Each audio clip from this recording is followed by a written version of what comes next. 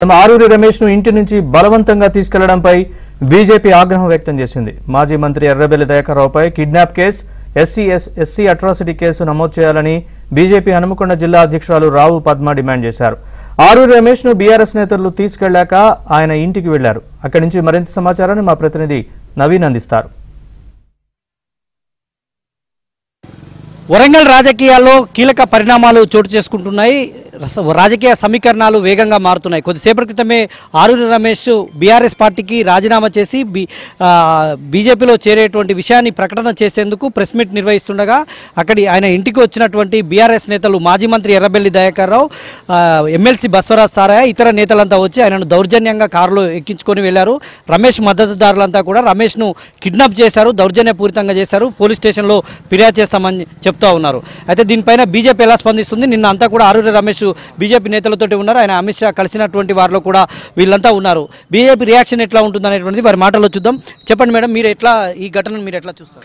అంటే మేము అందరం గారు కిషన్ రెడ్డి గారిని కలిసిన సమక్షంలో మేము అనుకున్నాం ఈ రోజు, ఎందుకంటే నేను 10 సంవత్సరాలు టీఆర్ఎస్ పార్టీలో పనిచేసినాను. దానికి రిసిగ్నేషన్ ఇచ్చేసి ఒక నిజాయితీగా నేను ప్రెస్ మీట్ పెట్టి చెప్పిన తర్వాత మేము అందరం కూడా ఇలా మధ్యాహ్నం ఈ ప్రెస్ మీట్ అయిపోగానే హైదరాబాద్కి వెళ్ళి కిషన్ రెడ్డి గారి సమక్షంలో జాయినింగ్ ఉండే.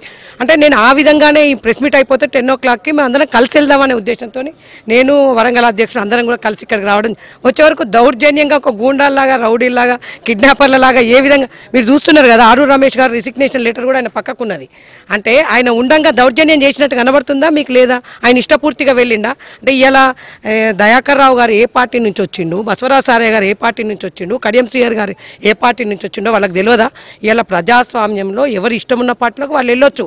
మోడీ గారి ఆలోచన విధానం, మోడీ గారి పనితీరు, అదేవిధంగా అభివృద్ధి, ఇలా 10 సంవత్సరాలు చేసిన పనిని ఇష్టపడి భారతీయ జనతా పార్టీలో జాయిన్ అవుతున్నా. నేను కూడా వరంగల్ పార్లమెంట్ స్థానంలో నేను కూడా పనిచేస్తా, దానిలో భాగస్వామ్యం అవుతా, బీజేపీలో జాయిన్ అవుతా అని ఒక సంకల్పంతో ఆయన జాయిన్ అవుతానని అనుంటే దౌర్జన్యం చేసింది మీరు చూసిండ్రు. ఇలా వాళ్ళ కొడుకు కూడా ఇప్పుడు మాట్లాడడం జరిగింది.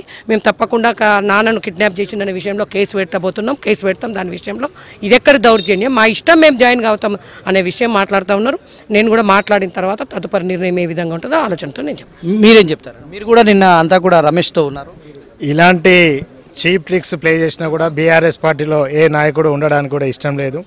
కేంద్రంలో నరేంద్ర మోదీ గారు చేస్తున్న అభివృద్ధి సంక్షేమాన్ని చూసి చాలా వరకు తెలంగాణ రాష్ట్రంలోని బీఆర్ఎస్ నాయకులలో మంచి మార్కున్న వాళ్ళందరూ కూడా బీజేపీలో చేరడానికి రెడీగా ఉన్నారు. దానిలో భాగంగానే ఆరూరి రమేష్ గారు నిన్న మొత్తం కూడా మాతోనే ఉండి ఈరోజు మార్నింగ్ వాళ్ళ కార్యకర్తల సమావేశం పెట్టి ప్రెస్ మీట్లో పార్టీకి రాజీనామా చేసి, జిల్లా అధ్యక్షుని కూడా పార్టీకి రాజీనామా చేసి భారతీయ జనతా పార్టీలో చేరడానికైనా సన్నద్ధమయ్యారు. దానిని జీర్ణించుకోలేకనే కేసీఆర్ గారు భయభ్రాంతులంతనం చేసి దయాకర్రావు గారిని, బస్వరాజ్ సారయ్య గారిని పంపించి బెదిరించి, లేకపోతే ఎలాంటి అయినా షరతులతో కూడుకొని మళ్ళీ తీసుకెళ్లడం జరిగింది. కానీ మన ప్రజాస్వామ్యంలో స్వచ్ఛందంగా ఒక నాయకునికి ఏ రాజకీయ పార్టీలోకైనా చేరే అవకాశం ఉంటుంది. మన రాజ్యాంగ విలువలకు, ప్రజాస్వామ్యానికి చెడుగా కేసీఆర్ గారు ఇలాంటి ఎక్స్ఎమ్మెల్యేలను ఈ విధంగా తీసుకెళ్లడం చాలా సిగ్గుచేటు. కాబట్టి ఇప్పటికైనా కేసీఆర్ గారు ఆలోచించాలి. ఇప్పుడు కాదు, పార్లమెంట్ ఎన్నికల తర్వాత బీఆర్ఎస్ పార్టీలో ఏ ఒక్క నాయకుడు కూడా ఉండడానికి ఇష్టం లేదు.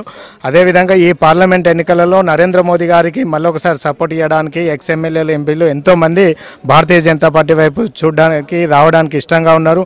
వాళ్ళు ఎన్ని జిమ్మికులు ప్లే చేసినా, ఎలాంటి వాతావరణాన్ని సృష్టించినా కానీ ఏ నాయకుడు కూడా బీఆర్ఎస్ పార్టీలో ఉండడానికి లేదు. ఇది అందరూ కూడా ఒకసారి మేధావి వర్గం కూడా ఇది ఆలోచించాలి. కేసీఆర్ చేసే ఇలాంటి రాజకీయాలకు ఆల్రెడీ మన సార్వత్రిక అసెంబ్లీ ఎన్నికలలో ప్రజలు బుద్ధి చెప్పారు. రాబో పార్లమెంట్ ఎన్నికలలో కూడా ఒక్క సీటు కూడా గెలిచే అవకాశం లేదు. కాబట్టి ఇలాంటి ఈ చీప్ ట్రిక్స్ని మానుకోవాలని కోరుకుంటున్నాను.